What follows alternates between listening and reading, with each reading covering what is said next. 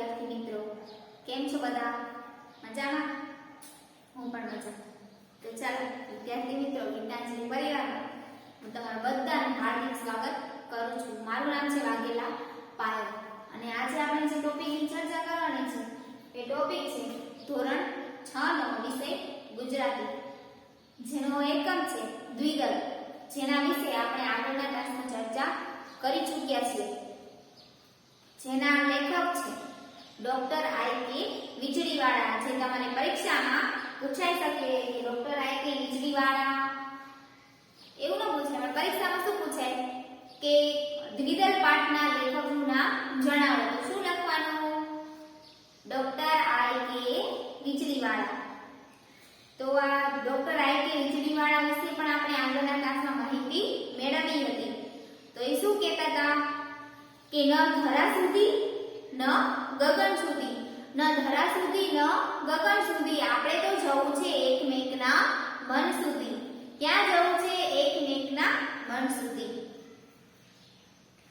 તો આ જે ડોક્ટર આઈ.કે. વીજળીવાળા છે તેમણે સરસ મજાનો આ જે બૌદ્ધ કથાઓ છે જેની રચના કરી છે કે આપણે કોઈ ન જોવે મેં કંઈક ખરાબ કામ કર્યું છે, હું કંઈક ખરાબ કામ કરું છું, ખોટું કામ કરું છું, તો ખોટું કામ કરું છું તો મારી આજુબાજુમાં કોઈ જોવા વાળું નથી અને હું કરું છું ખોટું કામ, તો ઈ પણ ભગવાન તો જોવે જ છે ને. આપણે કંઈક ખોટું કામ કરતા હોઈએ, કંઈક ખોટું બોલતા હોઈએ તો ભલે કોઈને ના ખબર હોય કે આપણે ખોટું બોલીએ છીએ, પણ ભગવાનને તો ખબર જ છે ને કે આપણે ખોટું બોલીએ છીએ. તો બોલાય ખોટું? ન બોલાય. એટલે એવી રીતના આ જે બૌદ્ધ કથા છે ને એમાંથી આપણે એક શીખવાનું છે કે કોઈ ભલે ના જોતું હોય, એવી રીતે એક શિલ્પી હોય છે જે મૂર્તિઓને ઘાટ આપતો હોય છે અને એમાં એવું બને છે કે મૂર્તિઓને ઘાટ આપે છે તો એક મૂર્તિની નાક પર સેજ અમથો આંખો પડે છે. તો ઈ પછી મૂર્તિ ક્યાં મૂકવાની છે? છેક ઉપર થાંભલા ઉપર 20 ફીટ ઉપર મૂકવાની છે. તો ઈ આંખો કોઈ નજીકથી જોવે ને તોય ન દેખાય, નિરખી તપાસે ને તોય નથી. એક વ્યક્તિ આ જોવા આવે છે તો ઈ વ્યવસ્થિત એને તપાસે છે પણ એને એમાં કોઈ ખોટ ન દેખાતી. ત્યારે પેલો વ્યક્તિ હોય છે ને પેલા શિલ્પીને પૂછે છે કે આ મૂર્તિ આના જેવી જ છે તો તમે બીજી શું કામ બનાવો છો? ત્યારે પેલો શિલ્પી કહે છે કે આ મૂર્તિના નાક પાસે સેજ અમથો આંખો પડ્યો છે જેના કારણે મારે નવી મૂર્તિ બનાવવી પડી. ત્યારે પેલો માણસ એને કહે છે કે આ મૂર્તિને હું આટલી નજીકથી જોઉં છું તોય મને બહુ દેખાતું નથી અને એમાંય આ મૂર્તિને ક્યાં મૂકવાની છે? છેક ઉપર થાંભલા ઉપર મૂકવાની છે. તો તમે શું કામ અમથી આવી ખોટી મહેનત કરો છો, બીજી વાર મૂર્તિ બનાવો છો?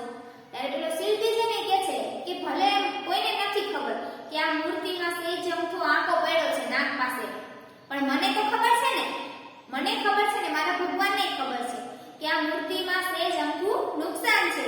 તો ઈ ખોટું કામ કહેવાય ને કે હું એને જવા દઉં કે ચાલો મૂકી દઉં ઉપર. તો અમથું આ બીજી મૂર્તિ બનાવવામાં આટલો બધો ટાઈમ જે બગડ્યો ઈ ન બગડે.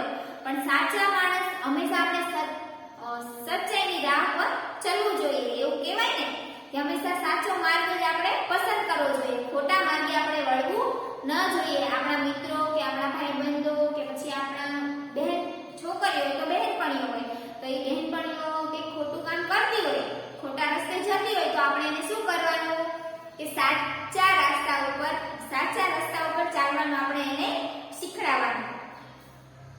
કેમ કે તમને બધાને મેં જોયા નથી, કેમ કે હમણાંથી 5મા ધોરણમાં તમે લોકો કોઈ આવ્યા નતા ત્યારે મેં ઓનલાઈન શિક્ષણ લીધું હતું અને હવે પણ તમે બધા સ્કૂલે તો હવે 1 સપ્ટેમ્બરથી ચાલુ થશે તો તમારી બધાની મુલાકાત થશે.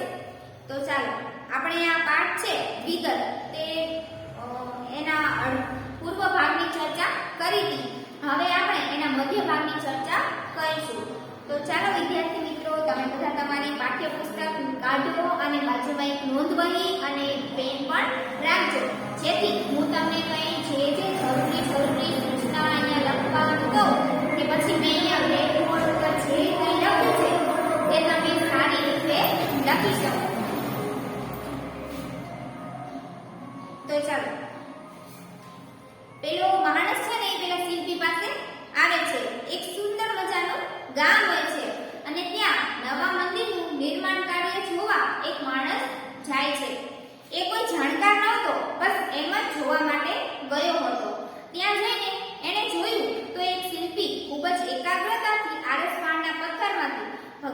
મૂર્તિ ઘડી રહ્યો હતો. પેલા માણસને એના કામમાં રસ પડી ગયો. પેલો માણસ હતો ને, કોઈ વ્યક્તિ કંઈ કામ કરતો હોય ને તો આપણે જોઈએ ને તો આમ આપણને મજા આવે. થોડી વાર એમ જોઈએ જ રહીએ આપણે કેવું સરસ મજાનું કામ કરે છે. એટલે આ પેલો માણસ હતો ને જોઈ રહ્યો થોડી વાર.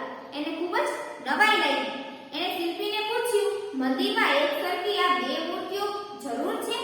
એ કે છે તમે એક મૂર્તિ તો બનાવી નાખી છે, હવે એના જેવી જ સેમ ટુ સેમ બીજી મૂર્તિ બનાવો છો તો એ બે મૂર્તિ ભગવાનના મંદિરમાં કઈ બે મૂર્તિ એક સરખી તો ના જોઈએ, અલગ અલગ તો હોવી જોઈએ ને. આ તો એક જ સરખી સેમ ટુ સેમ.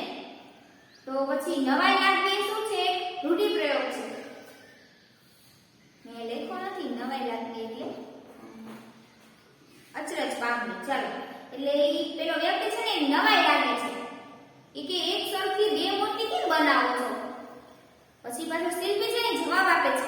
ના, શિલ્પીએ જવાબ આપ્યો, આવી એક જ મૂર્તિની જરૂર છે, પરંતુ આ બીજી મૂર્તિમાં એક થોડુંક નુકસાન થવાથી એને છેલ્લી ઘડીએ મારે પડતી મૂકવી પડી. ઈ કે છે કે આ એક જ મૂર્તિની જરૂર છે, મૂર્તિની તો એક જ જરૂર છે, પણ એમાં એવું બન્યું કે આ મૂર્તિને હું બનાવતો હતો, છેલ્લે એન્ડ ટાઈમે એમાં થોડુંક નુકસાન થયું, જેના કારણે મારે નવી મૂર્તિ બનાવવી પડી. પેલા માણસે ઊભા થઈને પડતી મુકાયેલી મૂર્તિ ચારે તરફથી તપાસી જોઈ. પેલો માણસ જે જોવા આવ્યો હતો એ માણસ ઊભો થાય છે, બેઠો તો સરસ મજાનો ઓલો શિલ્પી જે કામ કરતો હતો એને જોતો હતો બેઠા બેઠા. પછી ઊભો થાય છે અને પેલી મૂર્તિ હતી ને જેને નકામી નુકસાનવાળી, એ નુકસાનવાળી મૂર્તિને આજુબાજુ જોઈ અને તપાસે છે તો એને કંઈ પણ નુકસાન નથી દેખાતું. એને આશ્ચર્ય સાથે શિલ્પીને ફરીથી પૂછ્યું, આ મૂર્તિમાં મને તો કંઈ જ નુકસાન દેખાતું નથી, તમને આમાં કઈ જગ્યાએ નુકસાન દેખાય છે? પેલો શિલ્પી કહે છે ને ઈ કે શિલ્પીને પૂછે છે કે મને તો આ મૂર્તિમાં કંઈ જ નુકસાન નથી દેખાતું, મેં તો આની બધી બાજુ જોયું પણ મને કંઈ નુકસાન ન દેખાણું. તો આમાં તમને શું નુકસાન દેખાણું કે તમે આ મૂર્તિને મૂકી દીધી છે? કેમ કે જે શિલ્પી હોય ને એને ખબર હોય કે આમાં શું નુકસાન છે ને કઈ જગ્યાએ છે, કેમ કે એ પોતે કામ કરે છે, કારીગર છે. એવી રીતે તમે તાજમહેલ વિશે સાંભળ્યું હોય છે, તમે બધા નાના છો પણ મોટા થશો ને એટલે તમને સાંભળવામાં આવશે કે તાજમહેલ છે ને એમાં મુમતાજની જેમાં શાહજહાએ મુમતાજની યાદમાં પેલો તાજમહેલ બનાવ્યો છે ને સરસ મજાનો, તો એ તાજમહેલની જે મુમતાજની જે કબર છે ને એ મુમતાજની કબર ઉપર જ એવું નાનકડું એવું ફાંકું છે. એ ફાંકું કેટલા બધા એવા શિલ્પીઓ આવ્યા, ઘણા બધા શિલ્પીઓ આવ્યા, પણ કોઈ આ શિલ્પીઓએ એ ફાંકું વૈજ્ઞાનિકોએ શોધ કરી પણ કોઈને એ જે ફાંકું છે ને કારણ એ કોઈને હજી દેખાતું નથી, કોઈને નથી મળતું. ઘણું બધું શોધ્યું પણ કોઈને નથી મળતું.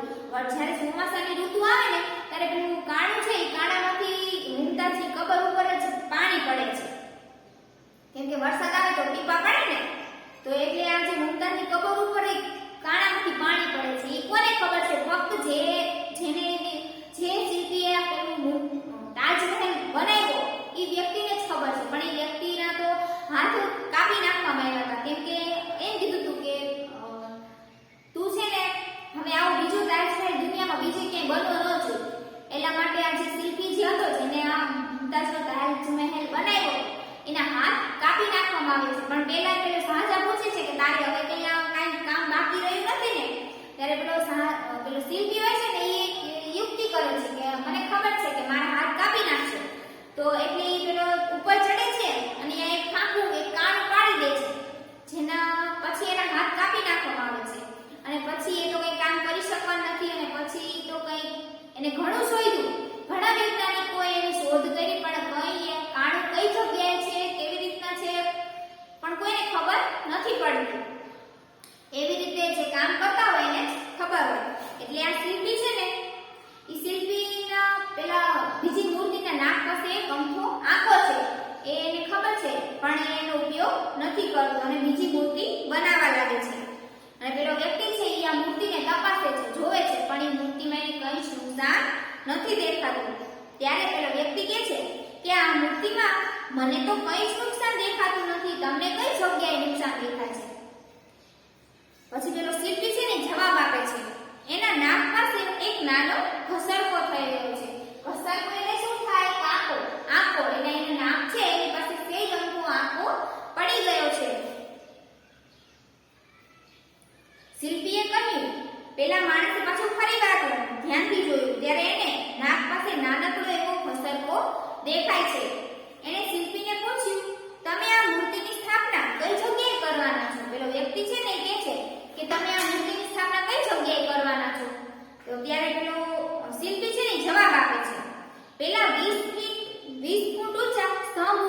શિલ્પી જવાબ આપે છે કે પેલો 20 ફૂટ ઊંચો જે થાંભલો છે 20 ફૂટ ઊંચો એવા થાંભલા ઉપર આ મૂર્તિની સ્થાપના કરવાની છે. પેલા માણસના આશ્ચર્યનો પાર ન રહ્યો. એનાથી કહેવા જોઈએ, ભલા આદમી, જો આ નાનકડી મૂર્તિની સ્થાપના એટલે બધે ઊંચે જ કરવાની હોય તો આવી ખોટી મહેનત શું કામ કરે છે? પેલો વ્યક્તિ છે ને કહે છે કે ભલા માણસ એટલે સારા માણસ, તને ખબર છે કે આ મૂર્તિ છે એની સ્થાપના એટલી ઊંચે કરવાની છે તો પછી તું આમથી બીજી મહેનત શું કામ કરે છે? ખબર છે કે અહીંયા છે તો કોઈ જોવા જવાનું નથી, ત્યાં વળી કોણ જવાનું છે અને એના નાક પર ઘસરકો છે, અહીંયા કોણ જાય છે અને કોણ જોશે કે એના નાક પાસે ઘસરકો છે? પછી શિલ્પી છે ને પોતાનું જે કામ કરે છે એ કામ અટકાવી એટલે બંધ કરી અને પેલા માણસ સામે જોવે છે અને પછી હસીને બોલે છે, ભાઈ, બીજું કોઈ ના જ વાત જાણે કે ન જાણે પણ મને તો ખબર છે ને. એ પેલો માણસ છે જે શિલ્પી એ કહે છે કે કોઈ આ વાતને જાણે કે ન જાણે પણ હું તો જાણું છું ને કે આ મૂર્તિ છે એની નાક પાસે અમથો ઘસરકો છે, કાંકો છે એટલે નુકસાનવાળી છે, પરંતુ હું અને મારો ભગવાન તો જાણીએ છીએ. એ કહે છે, હું અને મારો ભગવાન તો જાણીએ છીએ ને કે આ મૂર્તિના નાક પાસે સેજ અમથો ઘસરકો છે. એટલું કહી એટલી જ એકાગ્રતાથી એને પોતાનું કામ ફરીથી શરૂ કરી દીધું. એટલું કહી અને પોતાનું કામ જે શિલ્પી પોતાનું જે મૂર્તિ ને કોતરવાનું જે કામ કરતો હતો એ કામને ફરીથી શરૂ કરવા લાગે છે અને નિશબ્દ બની પેલો માણસ એ શિલ્પીને જોઈ રહ્યો. નિશબ્દ બની, નિશબ્દ એટલે કંઈ પણ શબ્દ બોલ્યા વગર પેલો વ્યક્તિ ત્યાં ને ત્યાં બેસી રહે છે અને પેલો માણસ એ શિલ્પી જે કામ કરે છે એને જોઈ રહે છે. તો આ હતું પેલું શિલ્પી અને જેનો દ્વિદળની જે પેલી બૌદ્ધ કથા છે જેનું નામ હતું મૂર્તિ. તો મૂર્તિ પાઠમાંથી આપણને શું શીખવા મળ્યું કે આપણે જ્યારે કોઈ ખોટું કામ કરતા હોઈએ તો ભલે કોઈ ન જોતું હોય, ખોટું બોલતા હોઈએ, ભલે કોઈને ન ખબર હોય કે આપણે ખોટું બોલીએ છીએ, પણ આપણને તો ખબર છે ને, આપણને ખબર છે અને આપણા ભગવાનને ખબર છે કે આપણે ખોટું બોલીએ છીએ તો આપણે ખોટું ન બોલવું જોઈએ. હંમેશા કેવા રસ્તા ઉપર ચાલવું જોઈએ? સચ્ચાઈના રસ્તા ઉપર ચાલવું જોઈએ. અને તમે બધા તો ડાયા છોકરાઓ છો તો તમે બધા પણ મોટા થઈ અને ક્યારેક ખોટું કામ નહીં કરશો. તો વિદ્યાર્થી મિત્રો, આજે આપણે આ જે દ્વિદળ છે તેનું તેને બે બૌદ્ધ કથાઓ છે એમાંથી પહેલી બૌદ્ધ કથા મૂર્તિ જે અહીંયા પૂરી થાય છે. તો હું આશા રાખું કે એમાંથી તમને કંઈ પણ પ્રશ્ન નહીં હોય અને જો કોઈ પ્રશ્ન હોય તો તમે મને પર્સનલી પણ પૂછી શકો છો. તો વિદ્યાર્થી મિત્રો, હવે આપણે આગળના ક્લાસમાં મળીશું. ત્યાર સુધી આવજો.